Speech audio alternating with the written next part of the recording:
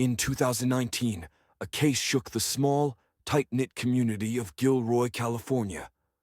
What seemed like an ordinary summer evening quickly escalated into one of the most tragic events in the town's history: a deadly shooting at the Gilroy Garlic Festival. The festival, known for its lively atmosphere, delicious garlic-inspired food, and music, attracted thousands of visitors every year. But on Sunday, August 4th, 2019, it would become the scene of a horrifying attack. Around 5:40 p.m., chaos erupted as shots rang out, sending festival-goers scrambling for safety. People ran, hid under tables, and fled the scene as a gunman began his rampage, targeting innocent people enjoying their day. 3 people were killed instantly, 2 of them teenagers, a 13-year-old boy named Keila Salazar and a 25-year-old man, Trevor Irby. A third victim, a 69-year-old man, was later confirmed dead in the hospital.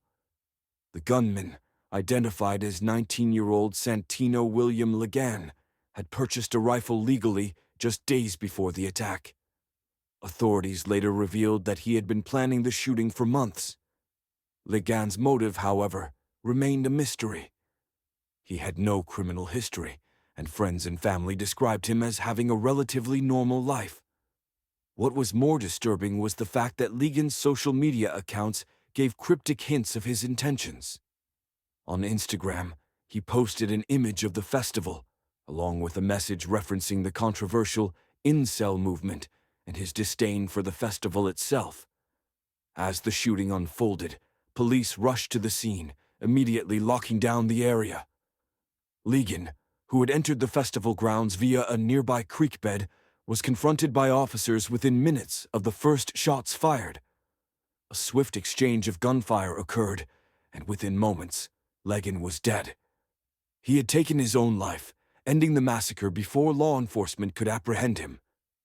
The immediate aftermath was a whirlwind of confusion and grief. Hundreds of people who had been enjoying the festival now faced a terrifying reality. Emergency responders quickly transported the injured to local hospitals, and the community struggled to make sense of the senseless tragedy. A total of 17 others were injured in the attack, some critically. In the days that followed, investigators worked tirelessly to uncover more about Ligan's background. What they found was chilling. His parents, initially unaware of his intentions, spoke to the media about their shock and disbelief. They revealed that Ligan had recently grown distant and withdrawn, showing increasing signs of anger and frustration. Still, no one had suspected that he was planning such a violent act. Authorities quickly determined that the attack was premeditated. Ligan had been carrying multiple weapons, and it was clear that he had scoped out the festival in advance. But even with all the evidence, the motive for the shooting remained unclear. Ligan had no clear connection to the festival, and investigators were unable to find any personal grievances or targets.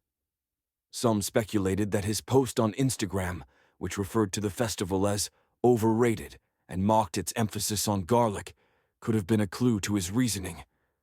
But in the end, it's likely we'll never know why he chose that day and that place to act on his violence. The case left many with more questions than answers. How could someone who appeared to be a normal young man turn into a cold-blooded killer? What led him to such a drastic decision? And why did he target this particular festival, filled with families and strangers enjoying a peaceful summer day? In the wake of the tragedy, the town of Gilroy and the entire country was left reeling. The Garlic Festival, which had been a symbol of fun and community for decades, would forever be tied to this horrific event. For the victims' families, the loss was incomprehensible, and their lives would never be the same. As for the investigation, it highlighted a growing concern about the role of social media in predicting and possibly preventing such attacks.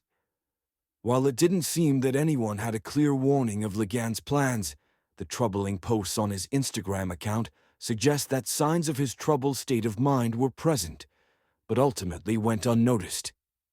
This attack at the Gilroy Garlic Festival was a stark reminder of the unpredictable nature of violence and the complexities of understanding what drives someone to commit such unspeakable acts.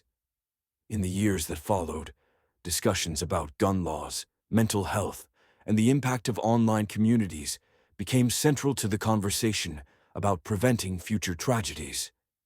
Despite the many questions that remain unanswered, the memory of the victims lives on. Keila Salazar, Trevor Irby, and the others who were affected by the shooting are forever etched in the town's history. The Gilroy Garlic Festival, which has since resumed, continues to honor the victims and survivors, ensuring that their memory is never forgotten.